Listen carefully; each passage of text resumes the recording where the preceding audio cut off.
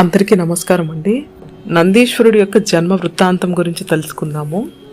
పరమేశ్వరుడి పరమ భక్తుడైన శిలాదుడి కుమారుడే నందీశ్వరుడు. పుట్టకతోనే అతడు పరమ శివభక్త సంపన్నుడు. సకల శాస్త్రాలు అభ్యసిస్తూనే మరోపక్క మహేశ్వరుని సదా ధ్యానిస్తూ ఉండేవారు. ఒకసారి నందీశ్వరుడు శ్రీశైలం వచ్చి తపస్సులో నిమగ్నమైపోయాడు. ఆ తపోదీక్షకు మెచ్చిన త్రిలోచనుడు ప్రత్యక్షమై వరం కోరుకోమనగా 10,000 ఏళ్ల తపస్సు చేసే శక్తిని ప్రసాదించమని నందీశ్వరుడు అర్థించాడు. ఈశ్వరుడు తదాస్తు అని 10,000 సంవత్సరాల తపస్సు చేశాక నందికి నీలకంఠుడు గణాధిపత్యం ప్రసాదించాడు.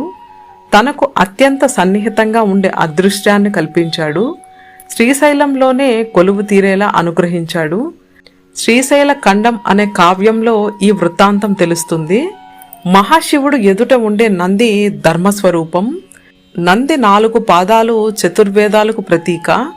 కలియుగంలో ధర్మం ఒంటి పాదంపై నడుస్తుందనటానికి నిదర్శనంగా నంది ముందర కుడిపాదం పైకి లేచి ఉండగా మిగిలిన పాదాలు 3 లోపలికి మడిచి కనిపిస్తాయి.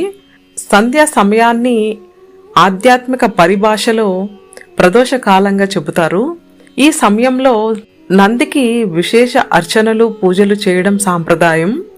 కాలకూట విషం తాగిన పరమేశ్వరుడు తాండవం చేస్తుంటే ఆయన ఉగ్రత్వాన్ని నేరుగా చూడలేని దేవతలు భయపడిపోతారు. అప్పుడు నంది వెనుక నిలబడి కొమ్ముల మధ్యలో నుంచి నటరాజును దర్శించారని పురాణ కథనం. నేటికి అదే ఆనవాయితీని కొనసాగిస్తూ భక్తులు నంది కొమ్ముల మధ్యలో నుంచే స్వామిని దర్శించడం సాంప్రదాయంగా వస్తుంది.